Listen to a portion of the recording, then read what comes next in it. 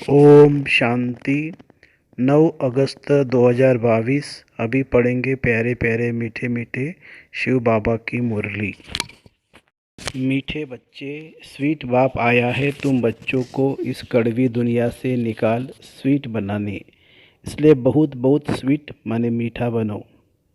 प्रश्न, अभी तुम बच्चों को इस पुरानी दुनिया से नफरत क्यों आई है? उत्तर, क्योंकि यह दुनिया कुंभी पाक नर्क बन गई है। इसमें सब कड़वे हैं। कड़वा पतित को कहा जाता है। सब विषय वैतरणी नदी में गोता खाते रहते हैं, इसलिए तुम्हें अब इससे नफरत आती है। दूसरा प्रश्न, मनुष्यों के एक ही प्रश्न में दो भूले हैं, वह कौन सा प्रश्न और कौन सी भूले हैं? उत्तर, मनुष्य कहते मेरे मन को शांति कैसे हो। इसमें पहले मूल भूल, मन शांत कैसे हो सकता है जब तक वह शरीर से अलग न हो। और कोई दूसरी भूल, जबकि कहते हैं ईश्वर के सब रूप है, परमात्मा सर्वव्यापी है, फिर शांति किसको चाहिए और कौन दे?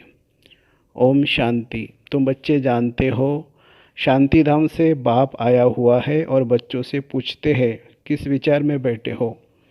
तुम जानते हो बाप स्वीट होम शांति धाम से आए हैं सुखधाम ले जाने के लिए। बाप कहते हैं अब तुम अपने स्वीट होम को याद कर रहे हो या और कुछ भी याद आता रहता है। ये दुनिया कोई स्वीट नहीं है, बहुत कड़वी है।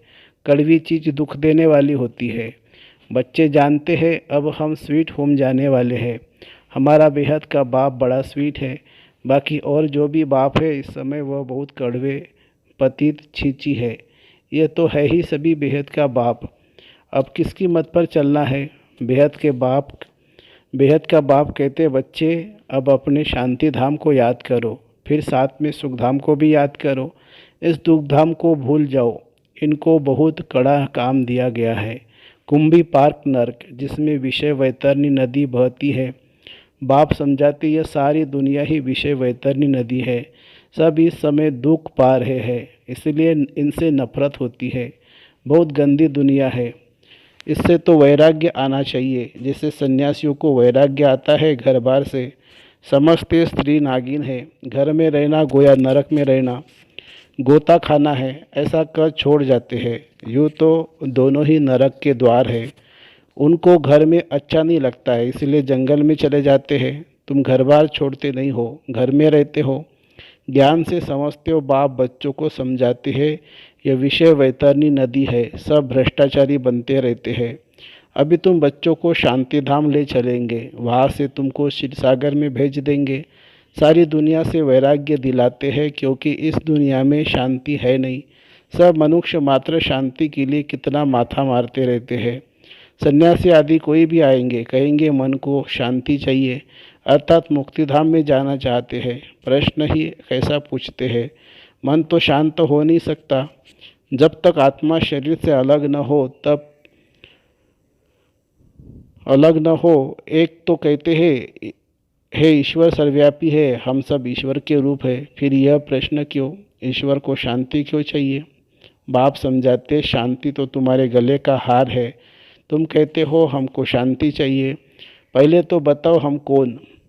आत्मा अपने स्वधर्म और निवास स्थान को भूल गई है। बाप कहते हैं तुम आत्मा शांत स्वरूप हो, शांति देश के रहने वाली हो। तुम अपने स्वीट होम और स्वीट फादर को भूल गए हो। भगवान होता ही है एक, भगत है अनेक। भक्त तो भगत है, उनको भगवान कैसे कहेंगे? भक्त तो साधना प्रार्थना करते हैं भगवान, परंतु भगवान को भी जानते नहीं है, इसलिए दुखी बन पड़े हैं।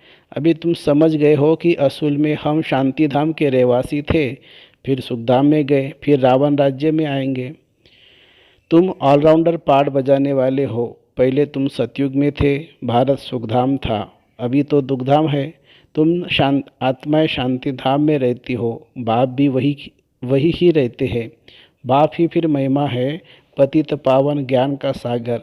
पावन बनाते हैं ज्ञान से, ज्ञान का वह सागर है, इसीलिए ही उन्हें पुकारते हैं। इससे सिद्ध है कि यह ज्ञान नहीं है। जब ज्ञान सागर आए, उससे ज्ञान नदियाँ निकले, तब ज्ञान स्नान करे। ज्ञान सागर तो एक ही परमपिता परमात्मा को कहा जाता है। वह जब आए, बच्चे पैदा करे, तब उनको ज्ञान मिले और सद्गति हो। जब से रावण राज्य शुरू होता है तब से भक्ति शुरू हुई, अर्थात पुजारी बने। अब फिर तुम पूज्य बन रहे हो। पवित्र को पूज्य और पतित को पुजारी कहा जाता है। सन्यासियों को फूल चढ़ाते हैं, माथा टेकते हैं, समझते हैं वह पावन है, हम पतित है। बाप कहते इस दुनिया में पावन कोई हो नहीं सकता, यह तो विषय वैतरणी नदी है। क्षीर सागर विष्णुपुरी को कहा जाता है, जहाँ तुम राज्य करते हो। बाप कहते हैं बच्चे अपने को आत्मा समझो और स्वीट होम को याद करो। कर्म तो करना पड़ता है। पुरुषों का धंधाधोरी, माताओं को घर संभालना पड़ता है। तुम भूल जाते हो, इसलिए अमृत वेले का टाइम बहुत अच्छा है। उस समय याद करो, सबसे अच्छा समय है अमृत वेले का, जबकि दोनों फ्री है। यूँ तो शाम को भी समय मिलता है, परंतु समझो उस समय कोई थके रहते हैं। अच्छा भला आराम करो, सवेरे उठकर याद करो, हम आत्माओं को बाप आए हैं ले जाने के लिए। अभी 84 जन्मों का पाठ पूरा हुआ। ऐसे ख्यालात करने चाहिए। तुम्हारा सबसे अच्छा कमाई का समय सवेरे है। अभी की कमाई ही सतयुग में काम आती है। अभी तुम बाप से वर्षा पाते हो, वहाँ धन की कोई तकलीफ नहीं, कोई फिक्रात नहीं। बाप तुम्हारी इतनी झोली भर देते हैं जो फिर कमाई के लिए फिक्र नहीं रहता है। या मनुष्यों को कमाई की कितनी फिक्रात रहती है। बाबा 21 जन्मों के लिए फिक्रात से छुड़ा देते हैं। तो सवेरे सवेरे उठकर ऐसे ऐसे अपने से बातें करो। हम आत्माएं परमधाम की निवासी है, बाप के बच्चे हैं। पहले पहले हम स्वर्ग में आते हैं, बाप से वर्षा लेते हैं। बाप कहते हैं 5000 वर्ष पहले तुम कितने मालामाल थे। भारत स्वर्ग था, अब तो नरक दुखधाम है। एक ही बाप सर्व का सद्गति दाता बनता है। एक दो को याद दिलानी चाहिए, सतयुग में सिर्फ भारत था, उसको स्वर्ग जीवन मुक्त कहा जाता है, नरक को जीवन बंध कहा जाता है। पहले सूर्यवंशी चंद्रवंशी राज्य था, फिर वैश्य शूद्रवंशी राज्य हुआ। आसुरी बुद्धि होने के कारण मनुष्य एक दो को दुख देते हैं। हर एक लौकिक बाप भी बच्चों को सर्वेंट बनते हैं। हर एक लौकिक बाप भी बच्चों का सर्वेंट बनते हैं। विकार में जाकर बच्चे पैदा करते हैं, उन्हों की संभाल करते हैं, फिर उन्हों को नरक में ढकेल देते हैं। जब वे विषय वैतरणी नदी में गोते खाने लगते हैं तो इसमें लौकिक बाप खुश होते हैं। तो भोले हुए ना, यह पारलौकिक बाप भी भोला है, बच्चों को वह सर्वेंट है। वह लौकिक बाप बच्चों को नरक में डाल देते हैं, ये शांति धाम स्वर्ग में ले जाते हैं। मेहनत तो करते हैं ना, कितना भोला है, अपना परम धाम छोड़कर आए हैं। देखते हैं आत्माओं की कितनी दुर्गति हो गई है। मेरे को गाली ही देते रहते हैं, मुझे जानते नहीं है। मेरे रथ को भी गाली दे कितने झूठे कलंक लगा दिए हैं। तुम्हारे पर भी कलंक लगाते हैं, श्री कृष्ण पर भी कलंक लगाते हैं, परंतु कृष्ण जब गोरा है तब कोई कलंक लग नहीं सकता। जब सावरा बनता है तब कलंक लगता है। जो गोरा था वो ही सावरा बना है, इसलिए कलंक लगता है। गोरे पर तो कलंक लग न सके। आत्मा पवित्र से जब अपवित्र बनती है तब गाली खाती है। यह ड्रामा बना हुआ है। मनुष्य बेचारे कुछ समझ नहीं सकते, बहुत मूंझते हैं। पता नहीं यह किस प्रकार का ज्ञान है। शास्त्रों में तो यह है नहीं, यह भूल गए हैं। शिव शक्ति भारत माताओं की सेना में क्या किया था। जगदम्बा को शिव शक्ति कहते हैं ना। उनके मंदिर भी बने हुए हैं, देलवाड़ा मंदिर भी है। दिल लेने वाला तो एक शिव बाबा ही हुआ ना। ब्रह्मा भी है, फिर जगदम्बा, और तुम कुमारिया भी हो, भागीरथी भी है। हुबहुम तुम प्रैक्टिकल में हो, वह तुम्हारा जड़ यादगार कायम है। ये जड़ यादगार खत्म हो जाएंगे, फिर तुम सतयुग में होंगे। वहाँ यह यादगार आदि होते नहीं है। 5000 वर्ष पहले भी ऐसे बैठे थे, यादगार बना था। फिर सतयुग त्रेता में राज्य किया, फिर भक्ति मार्ग में पूजा के लिए यादगार बनते हैं। ब्रह्मा विष्णु शंकर को भी तुम जान गए हो। विष्णु सो ब्रह्मा, ब्रह्मा सो विष्णु, 84 जन्म लगते हैं। अभी फिर तुम पुरुषार्थ करते हो, फॉलो मम्मा बाबा को करना चाहिए। जितना पुरुषार्थ करेंगे उतना गोरा बनेंगे। पतित से पावन बनने का पुरुषार्थ कितना सहज है। बाप सिखलाते हैं, बाप को और स्वीट होम को याद करते रहेंगे तो तुम स्वर्ग के मालिक बन जाएंगे। यह आदत डालनी है, सवेरे उठ याद करने की। फिर जब पक्के हो जाएंगे तो चलते फिरते याद रहेगी। हमको तो स्वीट होम और स्वीट राजधानी को ही याद करना है। पहले हम सत्व प्रधान बनेंगे, फिर सत्व रजो तमो में आएंगे। इसमें कोई संशय उठ नहीं सकता। मूंझने की बात ही नहीं है, पवित्र रहना ही है। देवताओं का भोजन भी कितना पवित्र होता है, तो हमको भी बहुत परहेज में रहना चाहिए। इसमें पूछने की बात भी नहीं रहती। बुद्धि समझती है, एक तो विकार सबसे खराब है, दूसरा शराब कबाब नहीं पीना है, बाकी लहसुन प्याज आदि की और पतित के भोजन की दिक्कत पड़ती है। बाकी लहसुन प्याज आदि की और पतित के भोजन की दिक्कत पड़ती है। बाप समझाते पवित्र भोजन तो कहीं मिलेगा नहीं सिवाय ब्राह्मणों के। बाप की याद में रहना पड़े, जितना तुम याद में रहेंगे तो पावन बन जाएंगे। बुद्धि से समझना होता है, हम अपने अपने को किस युक्ति से बचाते रहे। बुद्धि से काम लेना है, गृहस्थ व्यवहार में भी रहना है, इसलिए लौकिक से भी रिश्ता रखना है, उन्हों का भी कल्याण करना है, उन्हों को भी यह बातें सुनानी है। बाप कहते पवित्र बनो, नहीं तो सजाए बहुत खाएंगे और पद भी भ्रष्ट हो जाएगा। माला पास भी तौंदर की बनी हुई है। अभी सबके कयामत का समय है, सबके पापों का हिसाब किताब चुक्त होना है।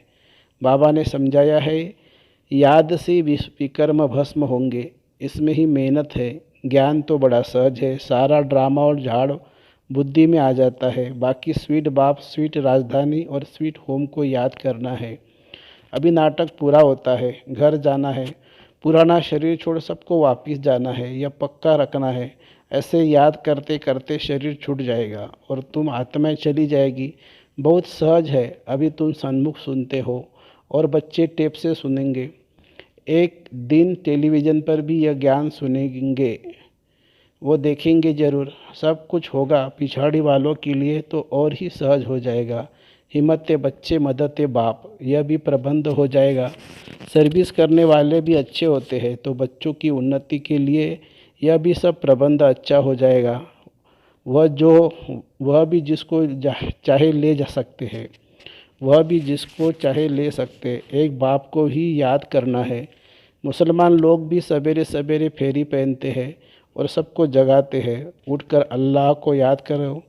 यह समय सोने का नहीं है, वास्तव में यह अभी की बात है। अल्लाह को याद करो क्योंकि बहिश्त की बादशाही मिलती है, क्योंकि तुमको बहिश्त की बादशाही मिलती है।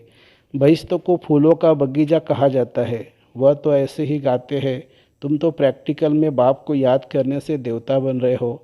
यह सवेरे उठने का अभ्यास अच्छा है। सवेरे का वायुमंडल बहुत अच्छा होता है। 12 बजे के बाद सवेरा शुरू होता है। प्रभात का टाइम 2-3 बजे को कहा जाता है। तो सवेरे उठ शांति धाम और सुख धाम को याद करना चाहिए। अच्छा, मीठे मीठे सिक्की लदे बच्चों प्रति माता पिता बाप दादा का याद प्यार और गुड मॉर्निंग। रूहानी बाप की रूहानी बच्चों को नमस्ते। हम रूहानी बच्चों की रूहानी माता पिता बाप दादा को याद प्यार, गुड मॉर्निंग और नमस्ते बाबा नमस्ते। धारणा के लिए मुख्य सार, बाप की याद में रह पवित्र शुद्ध भोजन खाना है, अशुद्ध से बहुत बहुत परहेज रखना है। मम्मा बाबा को फॉलो कर पवित्र बनने का पुरुषार्थ करना है। दूसरी पॉइंट, सवेरे सवेरे उठ स्वीट बाप को और स्वीट राजधानी को याद करना है। इस क़यामत के समय में बाप की याद से सब हिसाब किताब चुक्त करने हैं। वरदान, अपनी निश्चिंत स्थिति द्वारा श्रेष्ठ टचिंग के आधार पर कार्य करने वाले सफलता मूर्त भवो। अपनी निश्चिंत स्थिति द्वारा श्रेष्ठ टचिंग के आधार पर कार्य करने वाले सफलता मूर्त भवो। कोई भी कार्य करते सदा स्मृति रहे कि बड़ा बाबा बैठा है, तो स्थिति सदा निश्चिंत रहेंगी। इस निश्चिंत स्थिति में रहना भी सबसे बड़ी बादशाही है। आजकल सब फिक्र के बादशाह है और आप बेफिक्र बादशाह हो। जो फिक्र करने वाले होते उन्हें कभी भी सफलता नहीं मिलती, क्योंकि वह फिक्र में ही समय और शक्ति को व्यर्थ गवा देते हैं। जिस काम के लिए फिक्र करते हैं वह काम बिगाड़ देते हैं। लेकिन आप निश्चिंत रहते हो, इसलिए समय पर श्रेष्ठ टचिंग होती है और सेवाओं में सफलता मिल जाती है। स्लोगन है, ज्ञान स्वरूप आत्मा वह है जिसका हर संकल्प हर सेकंड समर्थ है। ज्ञान स्वरूप आत्मा वह है जिसका हर संकल्प हर सेकंड समर्थ है। अच्छा, ओम शांति शांति शांति। शुक्रिया बाबा, शुक्रिया। Thank you Baba, thank you.